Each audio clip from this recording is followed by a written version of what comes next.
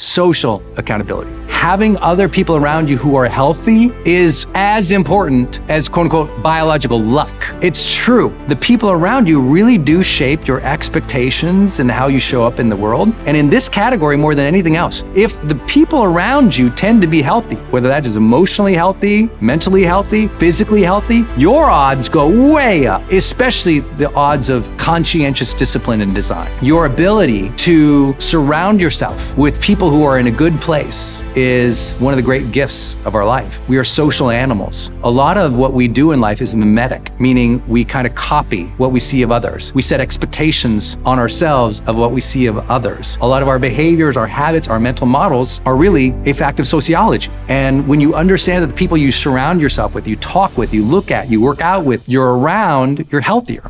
Need motivation? Watch the top 10 of Believe Nation because I love it. Hey, it's Carmichael, and I make these videos because in my first business, I quit on my business partner. I was making $300 a month, and I didn't have the motivation to keep going. And the thing that got me through was studying the stories of entrepreneurs who've had massive success. And I hope that in sharing these stories with you, you find the motivation to keep going. And if I'm being honest, I still need the stories for myself today too. So today, let's learn from one of the best, Brendon Burchard, and my take on his top 10 rules of success. Enjoy. I am a greatly healthier person in my life because of my wife. And for most men out there, or those who are partners in couples where one other partner is healthier than the other, that's one of the greatest gifts of all time. You know, I'm a way healthier person. I don't think I knew what kale was until I met Denise. What's kale? What you talking about? Like, I had no idea. No idea. Broccoli? What? Why? Wait, how come it's dark like that? I mean, is there no cheese on it? I had no idea.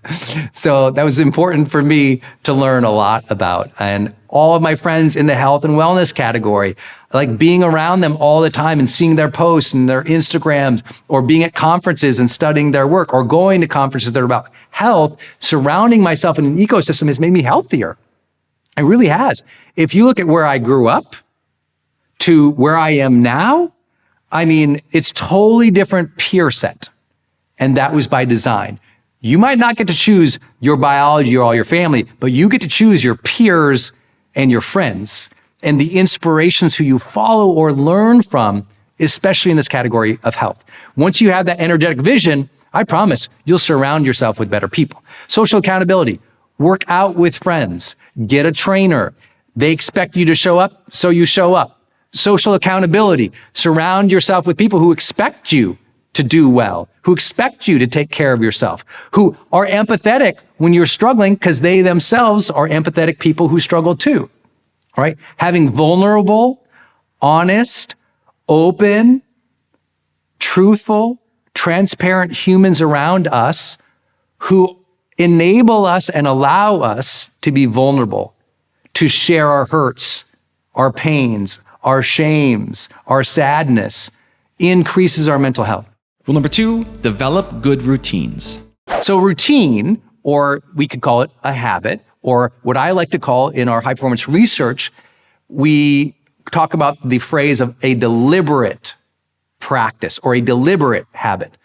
I personally deeply believe that people who want to be healthy, who think their habits are going to carry them over the line, don't know how life actually works, right? We've all fallen in love with these simple gimmicky habits that we're supposed to do, and the way of thinking about habits. That's not how it works when you grow. Growth requires deliberate habits, not automated habits that just happen. They're so easy and all that. No, deliberate habits. Okay, I'm going to do this today. I'm going to implement this thing.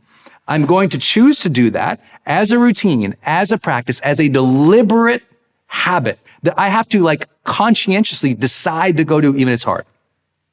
Routines, those might be eating well, working out well, sleeping well, finding out what works for you, which we'll talk about in a moment. But here's the deal. If you don't know your routines, if you don't have patterns, practices, or plans for your health, how are you supposed to ever feel your best or even feel better? You got to have a plan in place. One of my favorite things to do is when I work with a client. And some of you know when I work with like one-on-one with a client, it's a big deal. I rarely do that anymore. You're talking about like 7-figure levels of work. Very rare that I'll do that with. But one of my favorite things to do with an actual paying client is ask them to take a picture for me of their list of health habits. And you know what they usually say? Oh gosh, Brendon, I don't have one. I go, nowhere written down in your house is a list of your health habits or your health goals? It's not written down? Well, no. Did you ever journal about it? Well, yeah, I guess one time, on New Year's 4 years ago. It's not even written down. There's no plan. They'll tell you, I'll ask what your health, well, I like this routine, or, I like kale. They'll tell you something. I had to drop a kale joke up in here. They'll be like, they'll have an idea. They'll have a list of things that they'll pontificate on that works for them once in a while. It's nowhere written down.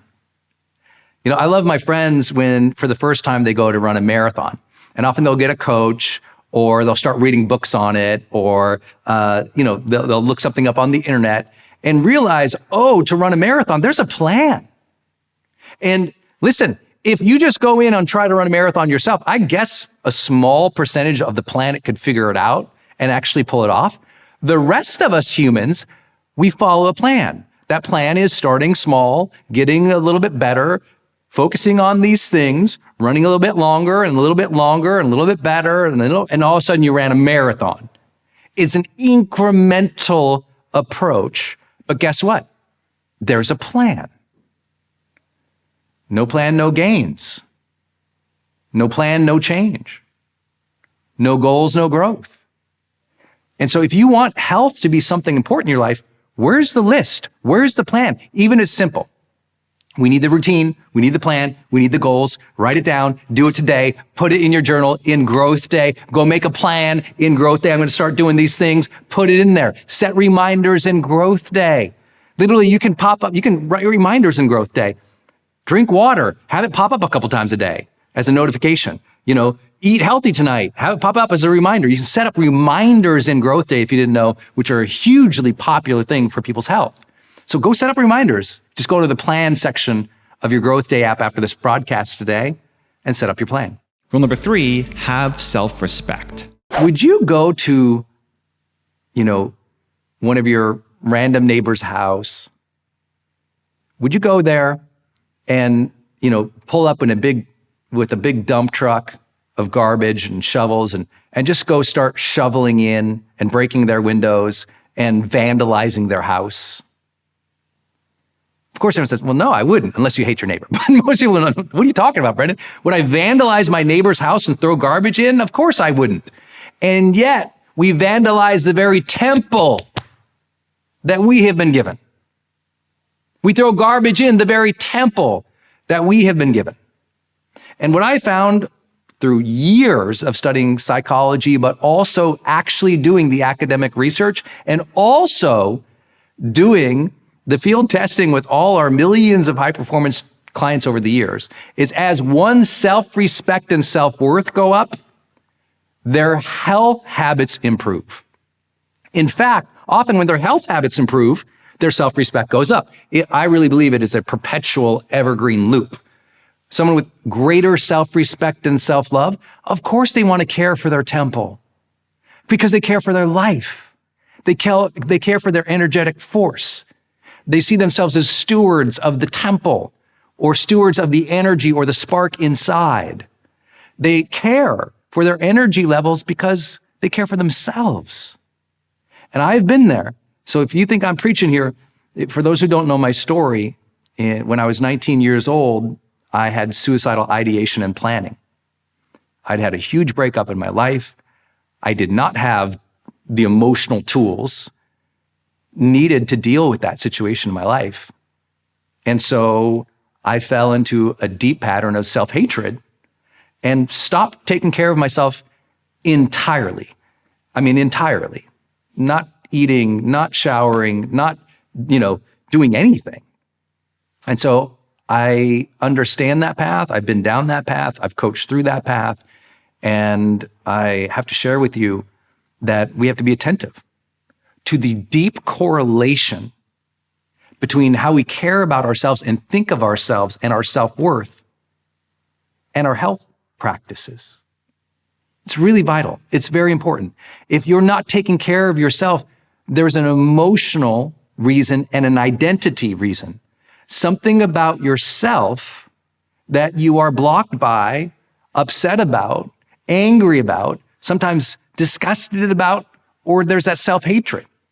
And so I'm here to tell you that is one reason, especially in the world of mental health, I'm always like, see a therapist. If your health practices have sucked for 2 decades, if your health practice has sucked for a decade, don't blame it on your sweet tooth. Go see a therapist. Get some emotional support to understand what's the underlying thing happening here that I'm not taking care of myself. So I begin our health conversation by recommending therapy if you have not been practicing health habits well, especially over a period of time. There's sometimes trauma there. There's sometimes negative self-talk there. There's sometimes patterns that are hard to break without a professional assisting you. And so I'm always that person who's like, hey, I'm going to tell you to optimize. I'm going to challenge you. I'm also going to say, if you've really struggled with this for a long time, get some help, babe. Sometimes you need that. And so please hear that respectfully from me because I care about your health. Rule number 4, focus and commit. To sustain motivation, you have to do 2 things you probably already know. First, you have to focus. Now, before you turn off the video or go to the next one, listen to this. A lot of people have that initial desire, but they don't look at their goals every single day. They don't revisit every single, let's say, Sunday and say, how did I do this week? How did I do in my health, in my relationships, in my career? How did I do with my finances? How did I do with any other goals that I set up? You have to have that daily discipline to look and focus on what you're doing and that weekly review. You also have to have the ability to avoid distractions. One of the reasons people love my book, The Motivation Manifesto, is this teaches you how to set boundaries, how to say no, how to push away distraction to own your life again. But here's the deal. When you're focusing on something and you're really dialing in, it also brings your full presence into something, so you perform at higher levels. The second thing you need, outside of focus, is sustained motivation, is everyday effort. It's the reason you have to set up habits. It's the reason you have to have a daily routine, a morning routine. It's the reason you have to make sure you have a checklist of to-dos each day. I know that sounds so basic, but here's the funny thing. A lot of people think they'll have motivation one day, then they'll put the effort out. It's like motivation first, they think, then effort comes. The motivation inspires the effort, right? It's actually the opposite in the science of motivation. It's with daily effort that motivation comes. I like to tell people this, with momentum comes more motivation. Don't wait for the motivation to go out and take action. Actually, take action first, because just a little bit of progress, a few quick wins, drops dopamine into the brain. We start feeling good and rewarded for our behavior, and suddenly we find ourselves more motivation. So here's the thing. Set 3 goals each day. Knock off each of those 3 goals. If you just did that each and every single day, you'd start feeling more personal power and you start getting ahead. Also, to make sure you're actually taking action after watching this video, I've designed a special free worksheet just for this video. The worksheet will highlight all of the lessons learned in this video, as well as pull out our 3 favorite learnings and quotes that will inspire you to actually do something. The worksheet will also give you space to write down what your key takeaways are and your specific plan of action to make sure you're getting results. If you want the worksheet designed specifically for this video, absolutely for free, there's a link in the description below. Go click on it and start building the momentum in your life and your business. I'll see you there. Rule number 5, keep your health in check. There is a evolutionary and a biological reason that you feel the way that you do, right? It's very important to understand in both, I really believe, mental health and physical health. It is that kind of 50-50 kind of thing. And when we blend it together, by the way. But there's no question that some people biologically feel more fatigued or more depressed or more anxious.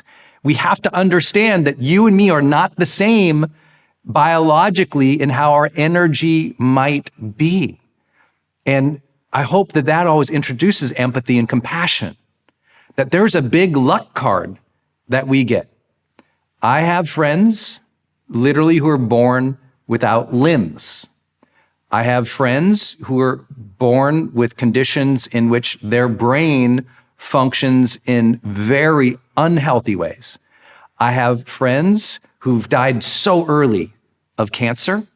I have friends who have struggled with mental health. I have friends who've committed suicide. I have friends and family who struggle constantly with all sorts of biological health issues that is quote unquote not their fault. And it's important to realize that. Some of you feel terrible biologically, even though you're drinking all your water, you're eating all your greens, you do move and you do exercise. And so I'm here to say there is no preaching. We all have to take the cards we've been dealt and figure out how to care for ourselves, how to optimize the best that we can, how to improve, even if it's a little bit, incremental by incremental. But it starts with a biological understanding of where we are at. And this is why, again, as a person who's not a medical professional, I'm like, listen, if you don't understand closely how you feel and why you feel the way that you do, please, please, please, if you've never done it, go get a full workup of every friggin' health test you can. As an adult, as somebody who's accountable for your health, go get the blood tests. Go see the nutritionists or the dietitians. Go work out with the trainer. Go literally do all the genetic testing that you can do to understand what's up with you. I always tell the story of a friend of mine who was one of my partners in one of my businesses, one of my best friends in the world, who discovered at the age of 40 that, every morning he always had the sniffles and his nose was running and he's clearing his throat and everything. And found at the age of 40 that he was allergic to eggs. At the age of 40. Didn't know, spent 40 years having these reactions that made him fatigued and blowing his nose and everything because he was allergic to eggs. And I think that's a sad thing about our society is that we're not taught or trained or honestly empowered or equipped or served with some simple health support when we're young that says, hey, look, seems like you're allergic to this thing. Don't eat it. I mean, how is that not part of our educational process, right? Or healthcare system that, of course, we would all find out very early on and be tested multiple stages of our life, including every new decade. What are we allergic to? What preconditions might we have? What's our genetic makeup leading us towards? So this is where I say health is luck, right? Health might be luck, but it's your job to be aware. Your job, no one else's. No one's going to come and save you here. You've got to do the testing and see the medical professionals and dietitians and people who can help you optimize and care for your body. I believe that has to be something we demand of ourselves. It's not served to us, at least not in the society I live in. So we have to take accountability for that. So health is luck, ... Rule number 6, challenge yourself. Just challenge yourself. Just challenge yourself. Challenge yourself at the gym next time. Challenge yourself when you're on the road next time to go a little bit further. Challenge yourself to get a little faster. Challenge yourself to be a little more mobile or flexible. Challenge yourself to stay a little longer in that yoga pose. Challenge yourself to reset your mindset after you get angry or hurt or down. If you're not challenging yourself, who is? I know people say, but Brendon, isn't perfectionism such a problematic thing in mental health? I'm like, totally. That is the super thin slice. The reality is perfectionism isn't the problem. The problem is people think they should be perfect. But perfecting ourselves, growing into our full potential, expecting a lot of ourselves, that can be done in healthy ways, especially when you consider all the things we've talked about today. It's okay to challenge yourself again. Last time you might have challenged yourself, maybe you got down on yourself. This time, as you challenge yourself, allow the grace. Do it with social accountability. Have an energetic vision. Recalibrate. Find what feels good for you and stick to that. You can figure out a way to feel better. You can figure out a way to get healthier. It's going to be on your own path, in your own way. No one can tell you all the right ways to do that. You'll probably need support. You'll probably take months and months and months and years and years and years to figure it out. And often you'll fall off the wagon. You'll do a terrible thing. You'll make a bad choice, but you'll recalibrate and you'll keep getting better, because you and I both know that every day is a great day to grow. I want to thank you all for this incredible session today on health. I hope you enjoyed it. I hope you'll share it with family and friends. If it supported you, just go tell people what we're doing here at Growth Day. Like, holy, they're having an entire month of conversations about health, about mental health, emotional health, physical health, right here in Growth Day. We'll be live every single week with you guys, as always, on our Wednesday Wisdoms. So tune back in, watch the replays, make a commitment, journal today about your energy vision. Please do that. Please stay on path. Please take care of yourself. Please be kind to yourself. Please practice self-respect and self-love. You deserve a vibrant and energetic life. Do your work to move towards that, to align with that, to honor that impulse. And know that you don't have to do it alone. We're all doing it together. We're all figuring it out together. We're all on this journey together. That's why we always say every day is a great day to grow together. Rule number 7, recalibrate when you fall. You're going to fall off the wagon. You're going to have a suck day. You're going to be unmotivated. You're going to eat that pizza.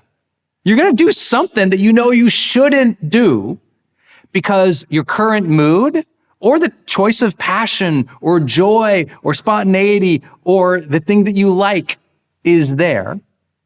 And the most important thing in health isn't just knowing what to do or having that plan. It's recalibrating when you fall off. You know, in the mental health space and the personal coaching space, we both use the same term for this. It's called resilience.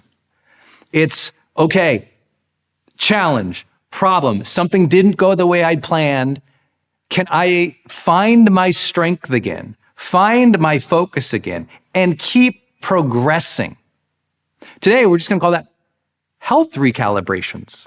Recalibrations. Okay, so what? You didn't work out yesterday and you planned to. Do it today. Okay, you ate the terrible food. Make the better choice for the next 4 meals. It's what people do is instead they made a bad choice. They did something bad. Self-hatred increased. And so they stop. They stop trying. You know you're down on yourself when you stop trying. You know you're down on yourself when you don't recalibrate after a fail. You know you're down on yourself when something doesn't go right, you fail, you feel bad about yourself, and you stop. The idea that we talk about here in Growth Day all the time, it's just making self-improvement a way of life. Tomorrow, improve, get better, try again. Okay, you had a huge outburst. Guess what? I have a huge outburst. Do I keep outbursting for hours and hours and hours? No, huge outburst. Whoa, that was off. Let me go recalibrate over here. Let me go on a walk. Let me bounce in place, take 10 deep breaths. Let me lay on the floor, do a release meditation. Let me stand back up, write out my intentions, and go. I don't get down on myself or angry about myself. What I do is go, well, that's not what I wanted. That wasn't my intention. That wasn't good. Okay, recalibrate. So I reset my body, I reset my mind, I reset my intentions, and I go, you got it? That's recalibrating. You don't stop and beat yourself up. You go, okay, let me recalibrate. Reset, right? That is so important. The reset, or what I'm calling a recalibration, is everything. And here's what happens. The longer between incident and recalibration, the worse your health, right? People say, well, I missed 3 weeks of working out. Screw it. Guess it doesn't matter. No recalibration. So now those 3 weeks turn into 6, turn into 9, turn into years. But if instead of getting down to yourself or stopping, you said, okay, I missed it for 3 weeks in a row. Let me reset. What do I really want here? How can I do better? Let me try again. It's just keep going. I know that's so simplistic, but we have to keep progressing. If we stop, not only do we stop the forward momentum, we decrease our self-esteem. Our self-respect goes down because we know we should be doing something for ourselves, but we don't. And so this is really important to understand and hear. Recalibrate, and make it fast. Like resiliency doesn't take 5 years.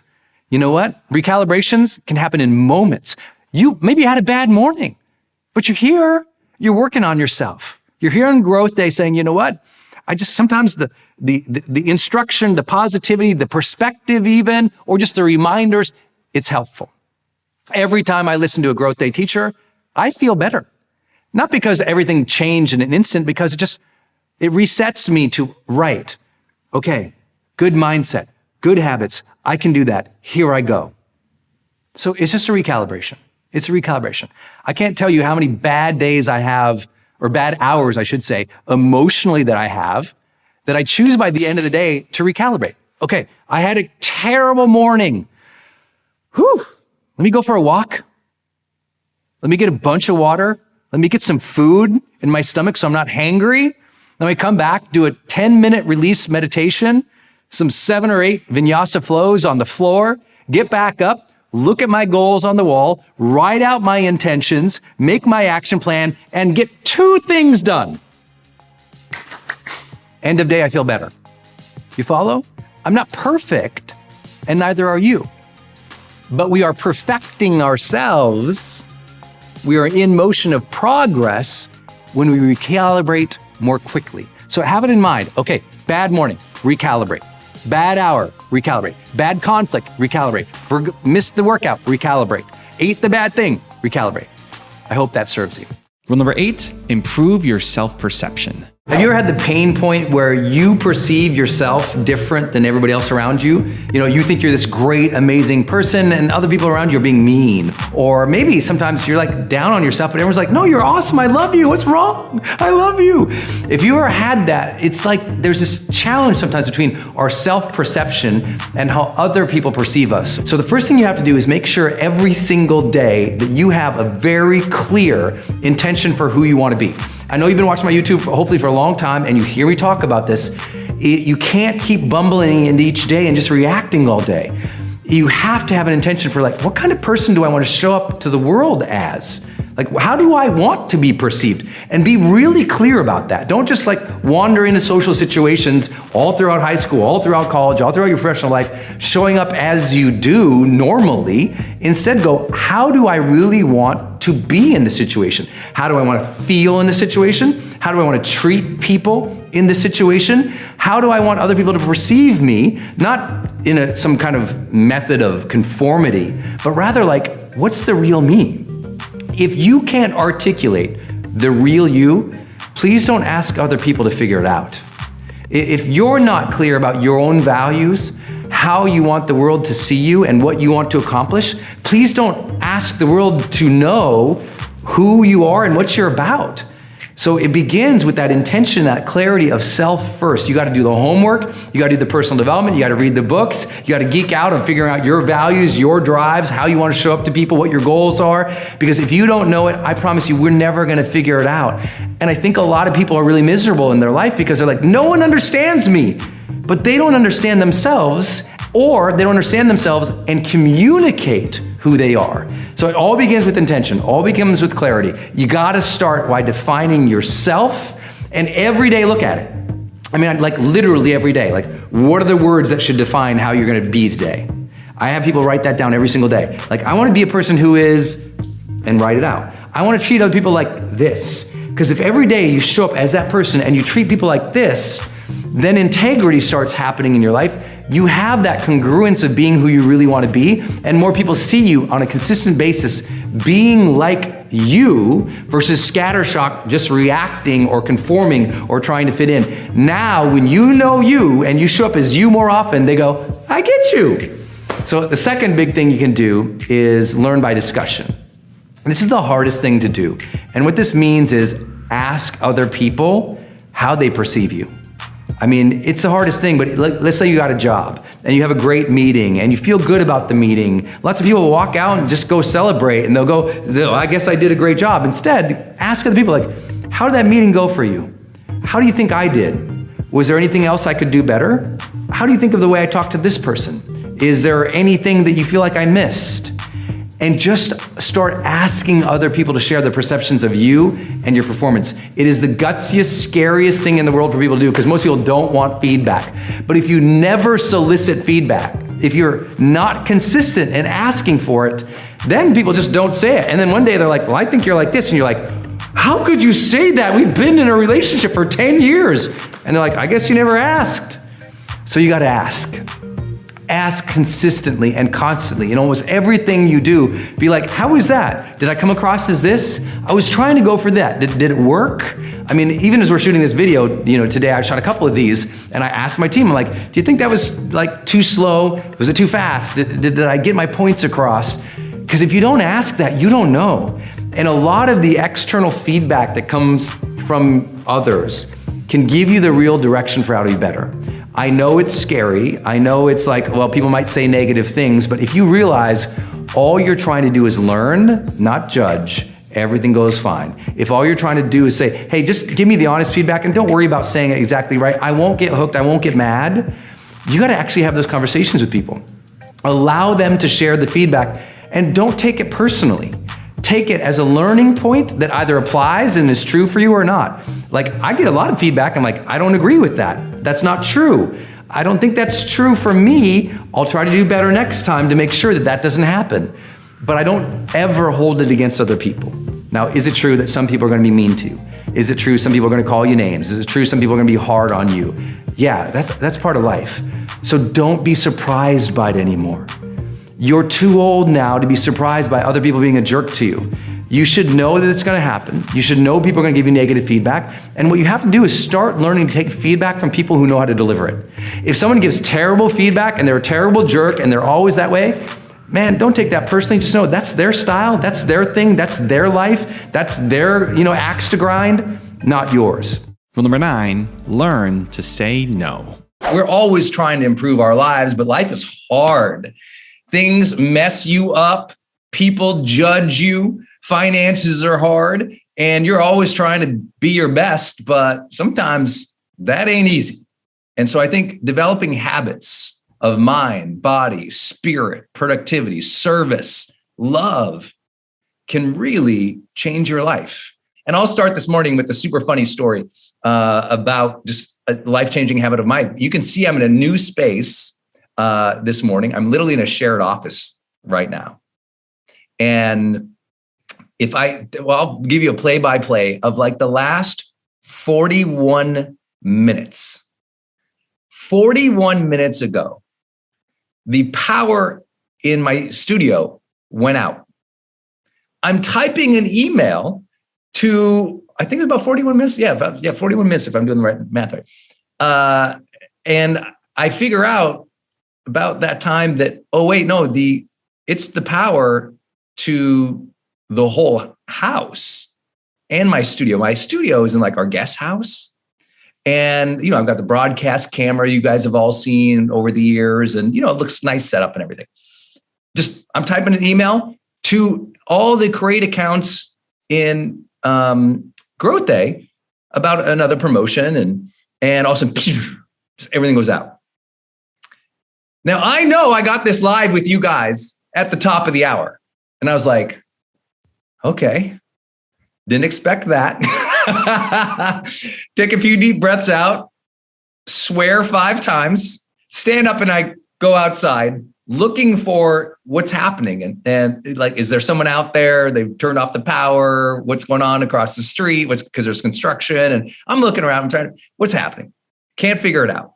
Go into the house. And like I said, that whole house power seems out. Go to ask Denise, my wife, hey, do you know anything? Is someone doing anything with the house? There's no power. I'm live in like an hour. She's like, no, I don't know. And she'd just been getting out of the shower. She's like, I don't know. So I go blazing outside. I go look across the street. There's construction going on. I pick up the phone, call the project manager over there, and I go, did you guys just shut off the power? Is something going on? And we're doing this landscaping project. So I bolt over to there, ask the guys, are you digging? Are you digging anything? Have you hit power? No. And run back into the house. And Denise is like, hey, I just got a notice from PG&E. Power's out, but doesn't say anything about it. Just says, notice. It's kind of those texts that says, hey, your power might be out. We're like, yeah, we figured it out. So I go, okay. I think, okay, well, what am I going to do? I'm live at the top of the hour. So I thought, okay, well, it'll probably come back on. Who's had that Zoom moment where your power went out and you just thought it'll come back on? Anyone else who just like, just faith, you're thinking about it. Okay, power's going to come back on. I said, okay, but what if it doesn't? So I start packing up a spare laptop because my other laptop is connected to all the gear, right? Just in case it comes on, I've got that fancy camera and everything. I'm like, I'll hold out. And I run back inside. I said, okay, I'm going to drive into town and get that shared office space that we know about. Hit up my assistant, say, can you book a space for me? I'm going to be going in. And then the project manager from across the street says, hey, it's not us. Got a notice from PG&E. And he sends me this audio that says, there will be no power till 1 o'clock, which I'm on Pacific time. So that's 3 hours away. But I got to be live with you at the top of the hour. So, okay. I listened to the thing. The audio says no power till 1 o'clock. The next text comes in from the project manager. Hey, I'm trying to come over to see if it's anything about your property, because he also worked on our property. I can't get in the gate. We have a gate at the beginning of our property that's powered. And so all of a sudden I realized I can't get in my car and drive down to the shared space because I can't get my car out of our property. The gate don't open. I'm like, oh my God. And this is where that first habit comes in. I take a deep breath anytime there's a huge interruption. And rule number 10, the last one before some very special bonus clips, is turn defeat into victory. How do you turn the feeling of defeat into a success mindset? Those days you get disappointed, you get sad, you get upset, someone makes fun of you, and all of a sudden all of your motivation and your focus and your drive drains out with the disappointment. How do you turn it around? If you went for that big project and you failed, it didn't work out. You put the video out, nobody watched it. You did what you've been trying to do, but you just didn't get the accolades or the rewards, and now you feel defeated, and like tomorrow you're kind of like, screw it, why even try? We've got to learn how to change that mindset around so we can have some more resiliency and motivation so that we can keep at it in our dreams. But the question is how? That's what this episode is about. The first thing you have to remember, as soon as defeat strikes, and it will, if you're chasing big missions, big purposes, things that really matter to you, you're going to have down days, you're going to have bad days. Allow that. Everybody wants to be so Pollyannish or super positive and say, oh, there is no defeat, there is no failure. Oh no, there's failure. I mean, there really is. And we should stop pretending that people don't fall on their face and feel bad and have bad days. Allow it. When you have a bad day, allow that moment to say, you know what? Yeah, this isn't the way I wanted it to go. And then immediately shift into learning.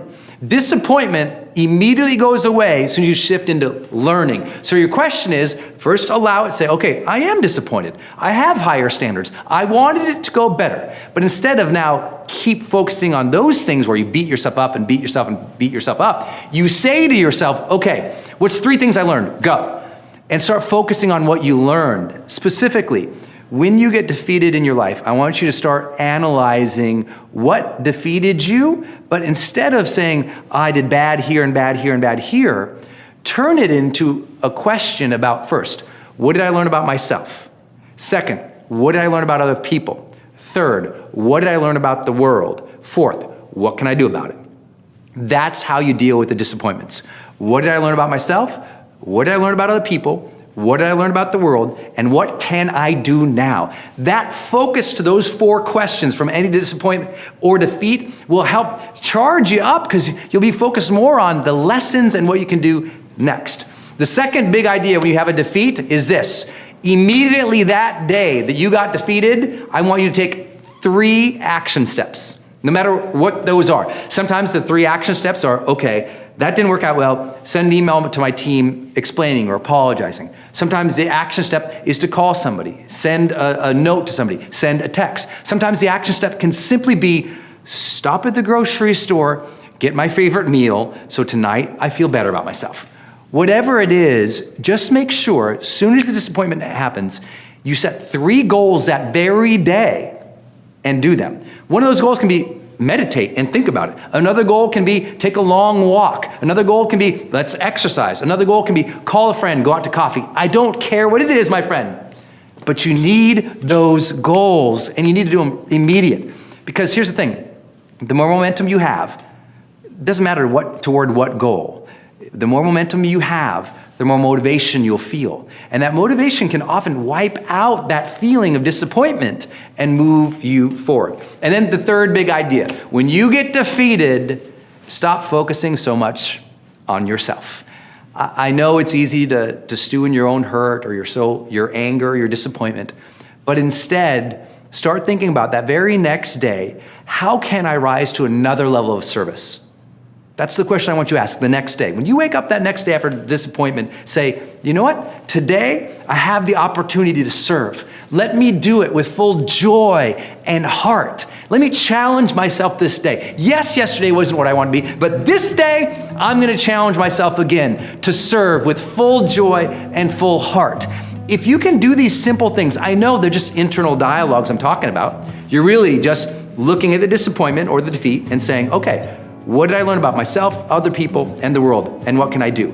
You're really just saying, okay, what are 3 steps I can take today to get some more momentum back? And you're really just waking up the next day and saying, hey, how can I serve even better today? That might sound so simplistic, but most people don't do those things. They keep stewing over and over and over on the hurt and the angst and the stress, and so they never break free. If you can ask a different quality of question, you can live a different quality of life and overcome those disappointments. So try that next time you feel down or defeated, and you'll start to experience and live what we call the charged life. If you are struggling with a sense of purpose today, you are lacking a routine or a practice to look at your tomorrows. Raise your hand if you got that one. If you are struggling with purpose today, you're simply lacking a routine or practice to look at your tomorrows. I tell everybody, you want to be a better leader, you want to be a better parent, you want your health together, you want to build a bigger business, you want to earn more money, you got to look at your tomorrows way more consistently. Not on January 1 or December 31st, but daily. That's why I force myself to look at a year calendar every day, because I'm not good at that. And I know that about myself. And sometimes when you're not good about something, you need to create a habit or routine that you will stick to and find some joy in. So usually before I get to that wall, that battle board, I got a cup of green tea in my hand because I love it. I got a journal next to me because I love that. I love green tea and I love journaling. I'm not so good at the vision part, but I've created the routine. Just like on email, I've created a routine there that helps me go through a process that I know I need to do, but I'm not as good at. You all follow? So this is what I'm suggesting to you. If you're lacking vision, we need to practice to look at your future more often. So critical. It's why when you do that morning mindset prompt in Growth Day, one of the questions asks, what's a project I should keep in mind that I'll be doing in the future that I might not be able to do today, but I just need to keep it on the dashboard of my mind? And people always ask, well, when I do this thing, it's kind of the same thing every day. I got to, I wrote down I'm going to write a book one day, and I got to write it again and again. I'm like, yes, you have to again and again and again think about your future, even if you're not doing anything for it today. Even if you're not taking the action, say you have to think about it. Right now I'm working on some major media projects.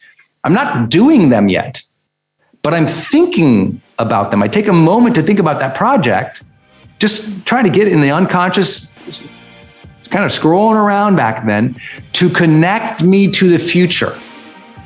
Because when you feel connected to the future, especially when it's something that you are choosing to go do, to go build, to go manifest, you will feel more purposeful. Accountability means, you know what? My credit card bills, those are mine.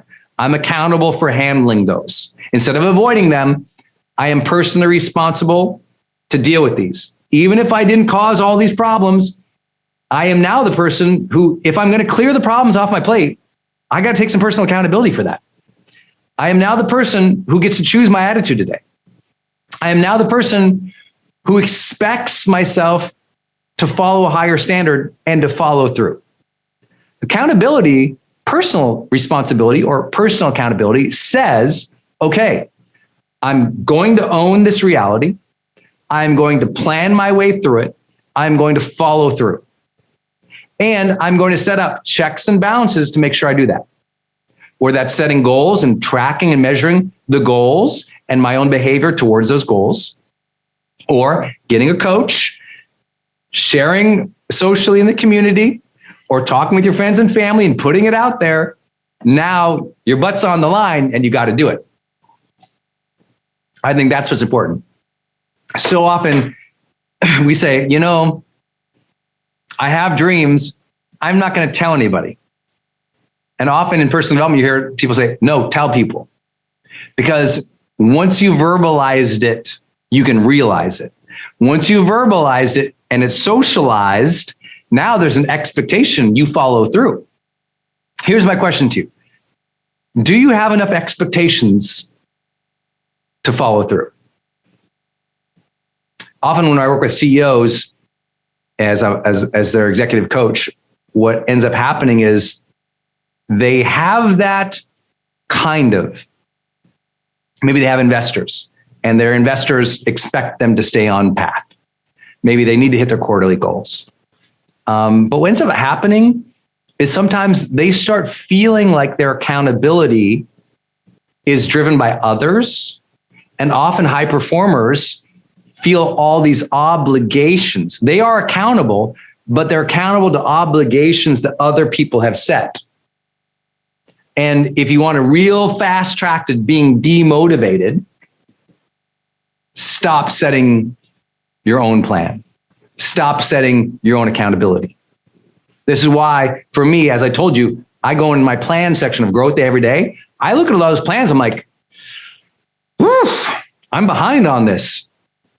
But I don't get discouraged. I just make a plan on how to handle it. Sometimes I look at it, I'm like, I don't like my score here with my friends. I went 3 months without really talking to my friends. I don't get down on myself. I make a plan. I don't fall prey to that victim part of myself that says, but all these other things are happening. And oh my God, I just go, okay, got it. I don't like that.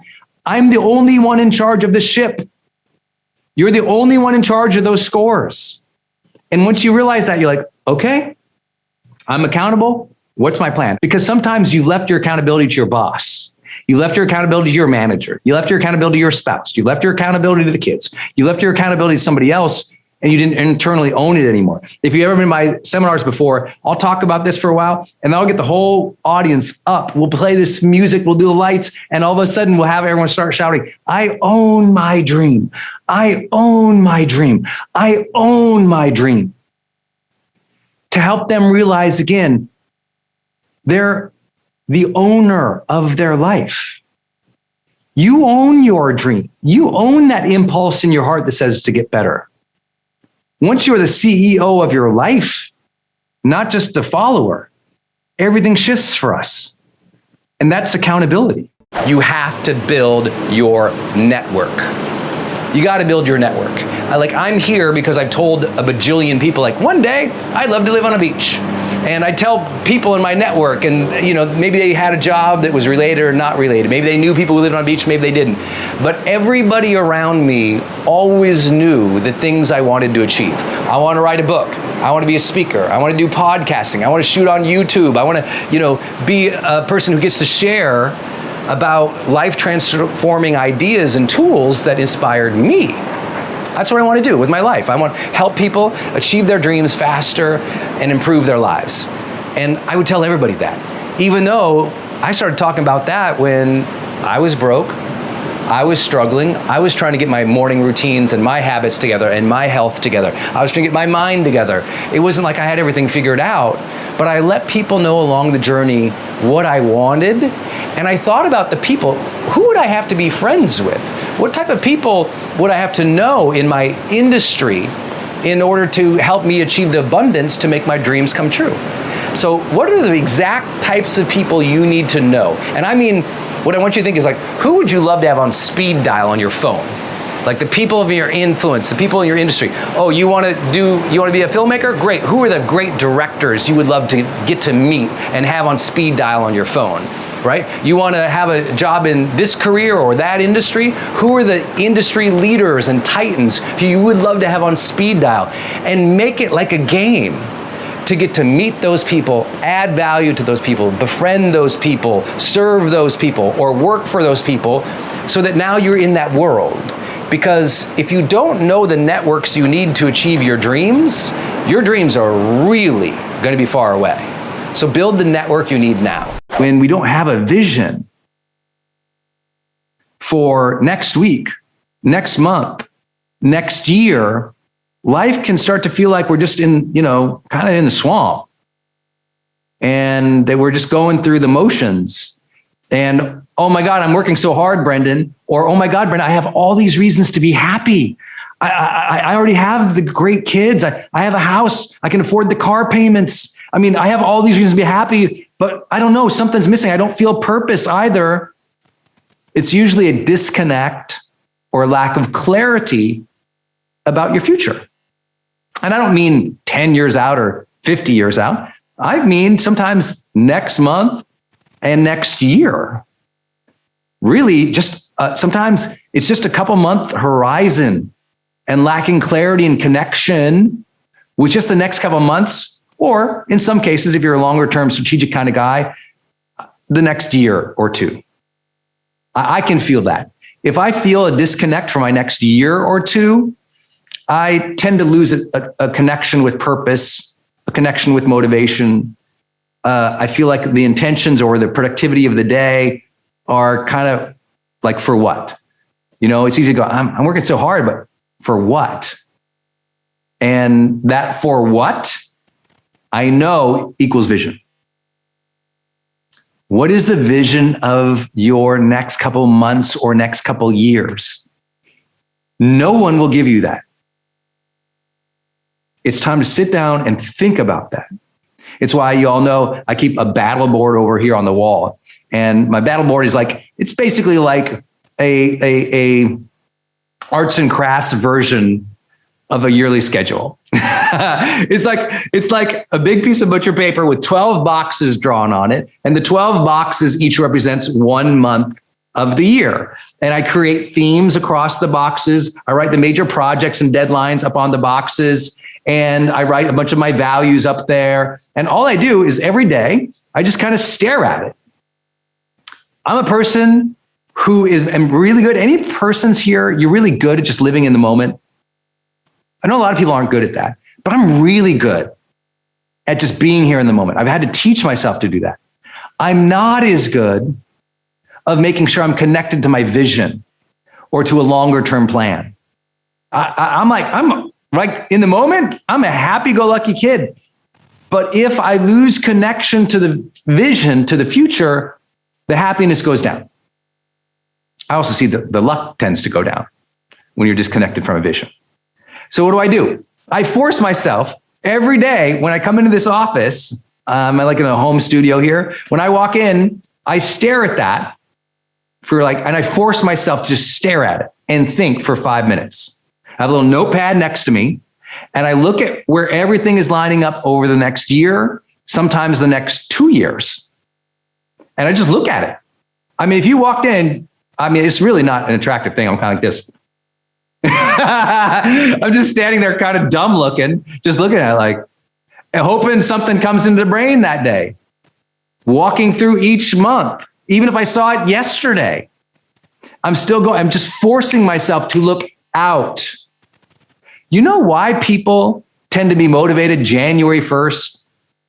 Because they're looking out again and they hadn't done it for a while. Encourage.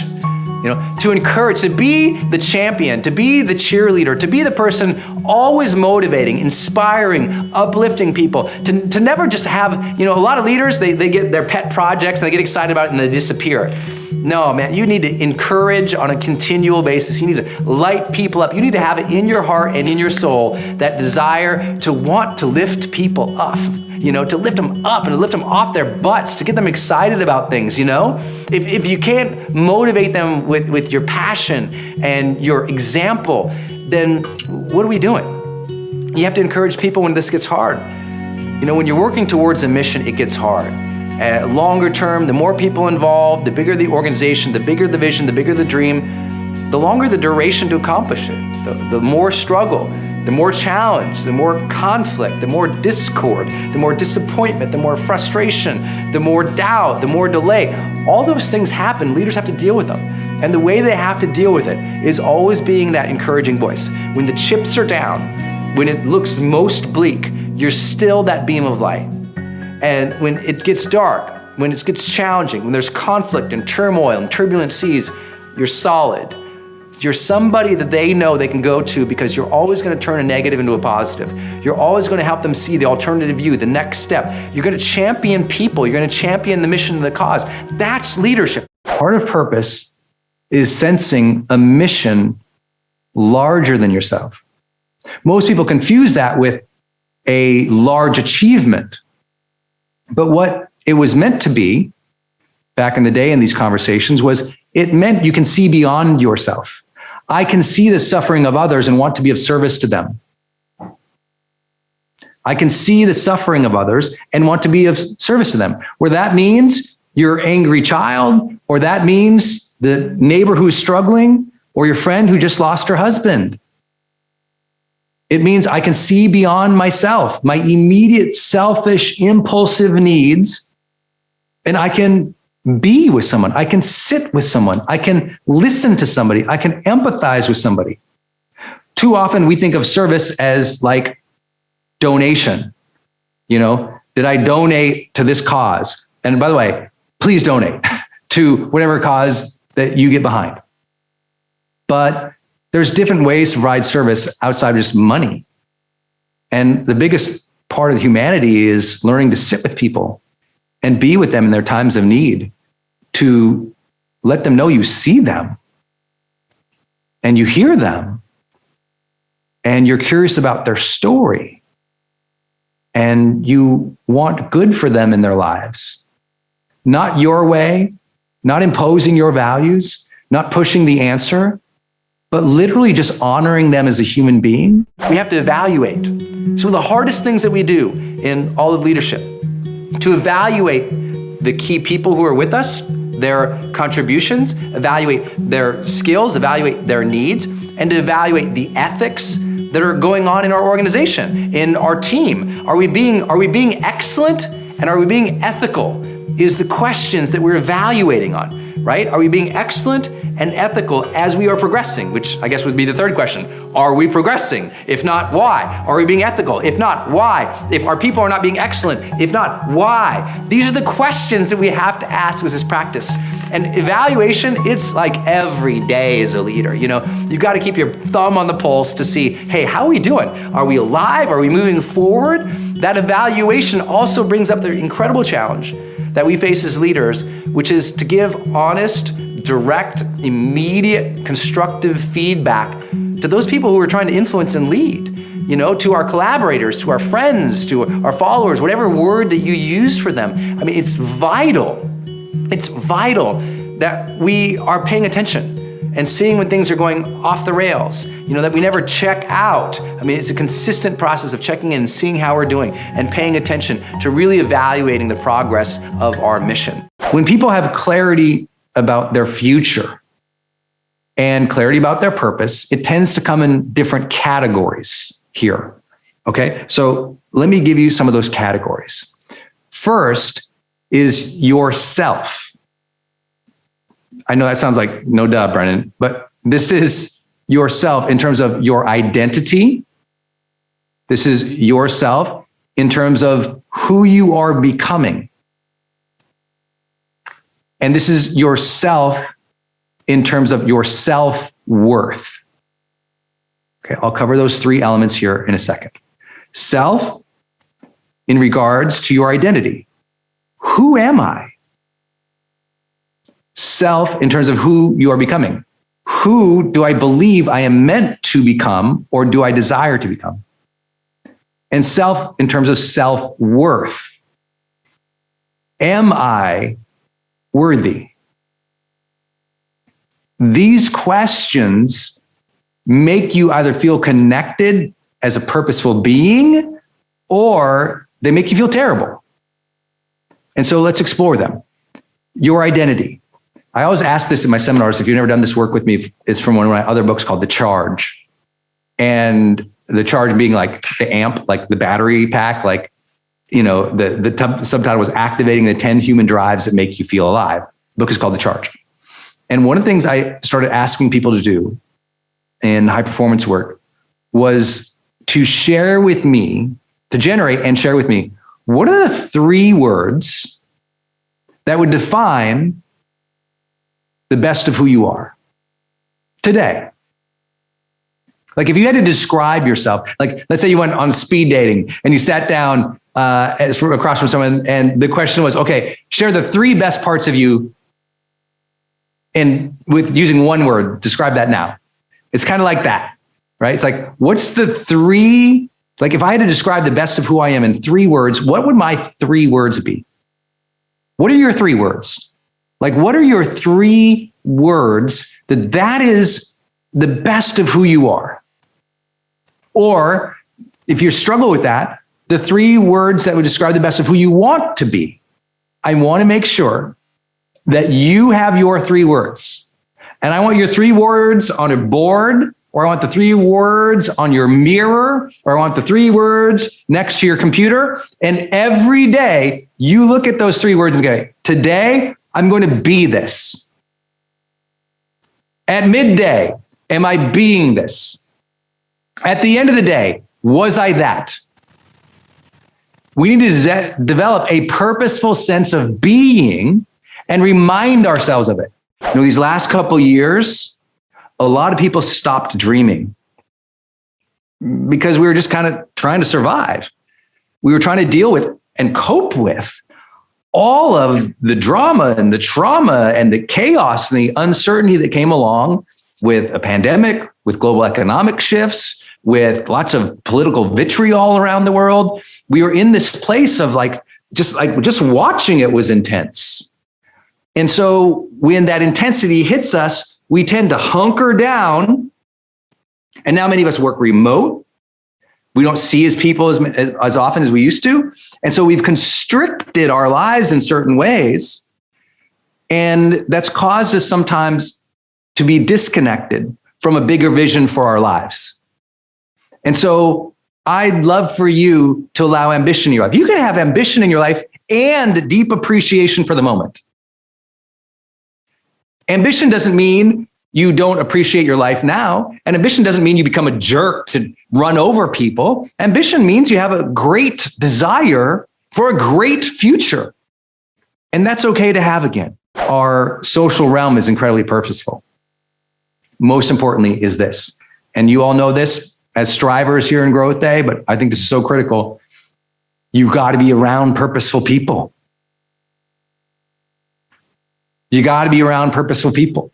If you feel like the people around you aren't as purposeful as they should, send them to growthday.com. It's like maybe they need a little training. A lot of people need training on this topic. Just like my friend I told you about, the woman I was coaching, who she'd never been trained to ask the question, what would make her feel fulfilled?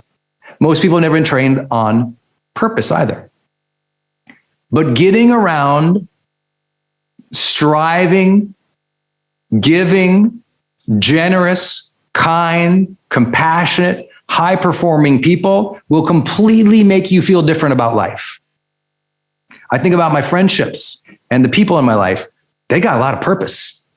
And it doesn't mean they have this end game. It means they're living purposeful lives with great intention and appreciation and presence.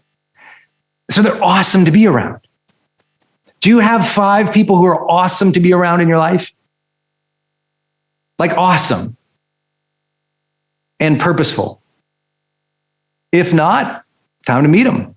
There's a part of reinventing your life that really says, I'm worth it.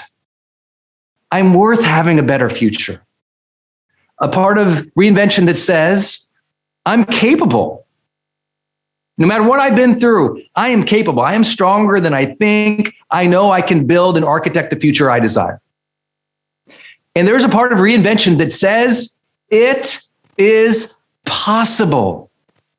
It's possible to change. It's possible to manifest your dreams. It's possible to improve every area of your life, even just small little tweaks. It's possible to have what you desire, to be who you know you can become, to manifest a future where you are happier and healthier and wealthier and in more love with yourself and your life. It is possible. I'm worthy. I'm capable. It's possible. You must begin there if there's any hope for reinventing or changing our lives. Because if you don't feel worthy, well, that's on you to change. No one's going to give you a permission card that says, finally, hey, babe, you're ready. You're worthy of change now. No, it is an internal reinvention of your mindset of how you perceive yourself. And that perception of self, what that comes down to being is, I'm going to honor myself and honor the gifts I've been given and honor this breath and use the short time on this planet to enjoy it and to build and enjoy the life that I truly desire. I'm worthy of that. No one has to give me a permission card. I have to open up my brain and go, you know what? Dang, I'm a good person. I went through a lot of in my life. I've struggled, I've fought, I'm here, and I still showed up today. I'm worthy. Empathy. Empathy. Does it look like the person, the other, is listening and is caring what the other person is saying and can understand it even if they don't agree with it? Can they understand it even if they don't agree with it? That's a big one for me. Can they understand it even if they don't agree with it? That to me is empathy. They care that the other person is hurt or confused or upset about something. Like there's just empathy. Often it's nonverbal. I can see that. The nonverbal stuff is the easiest. But often what people don't understand is a lot of times empathy looks like listening. Even if you don't agree, it can listen like this can be empathy. Literally, this can be empathy. Like you think they're crazy, but you're giving them the allowance to speak. It's empathizing enough. Like we all believe that empathy is warm hugs and sunshine, but a lot of the time empathy is allowing turn taking, asking a question, waiting, nodding, not arguing, or it's saying, I heard you say this. I see it this way. Those simple notes of validation, time, openness make all the difference. Every day, that self-talk commands you to be congruent with the best of who you are. And the more you are congruent, the more you are fulfilled. You can do fulfilling things, but if you are incongruent, you don't feel fulfilled. Think about that. Because your mind, your body, your spirit knows if you're being congruent. If you are a person of integrity, living the best life. If the further you are away from that, the harder it is to be fulfilled, even if you're doing fulfilling things like serving people. So get your self-talk realigned. I can't emphasize anymore how important it is to master this area of your life, to take control, to create a consistent routine of positive self-talk that guides you towards being your best every day so that you have more opportunities. You're going to have lots of misses, but because you're stepping at the plate, you'll have more swings. You'll have more opportunities to hit a home run. You have more opportunities to have the at-bat to be your best self. And the more that you do that, the more hits you get. The more hits you get, the better you feel, the more competent and capable. And so I'm encouraging you all to please, please, please remember this. Say amazing things to yourself. Have an affirmation list. Have a practice. Do it at a certain time, a certain date.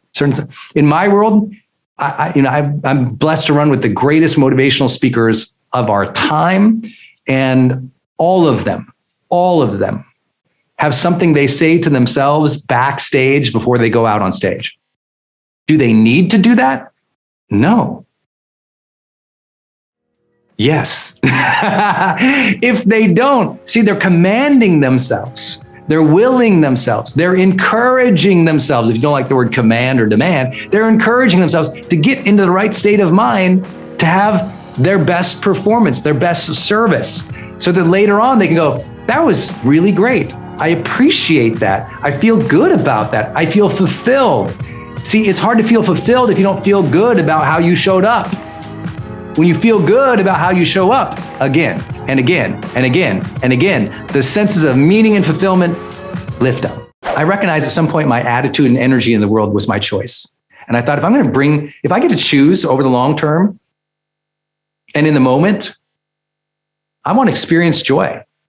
I want to be happy and free and loving and light. And I'm going to bring that into each day. I really believe if you want one thing from today, if you could take one thing as a major intention this year, I would ask for you to choose to bring the joy every day. It doesn't mean I have to fake it till I make it. It doesn't mean that I don't have dark, difficult days and moments of my life. It just means on par, over the average, across the days, most often you're going to get joy from this kid. That's a choice. I was not born that way. You have to challenge yourself to go to the next level, whatever that is for you, right? Whatever that is for you, what is that? Please write it down. What is the next level of challenge for you this year?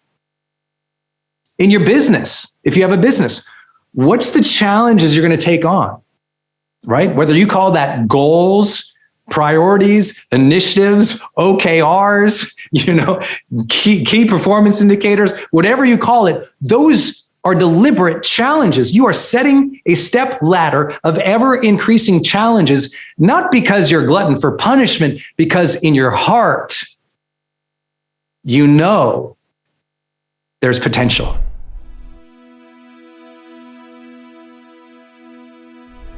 Because you made it this far in a video, I want to celebrate you. Most people start and don't finish. Most people never actually follow through. Most people say they want something, but they don't ever do the work to actually get it. But you are different. You are special. Believe Nation, you made it here all the way to the end, and I love you. So as a special celebration, if you put a hashtag believe down in the comments below on this video, I will showcase you and celebrate you somewhere on the screen in a future video because you are awesome. For 10 more amazing rules from me, check the video right there next to me. I think you'll love it.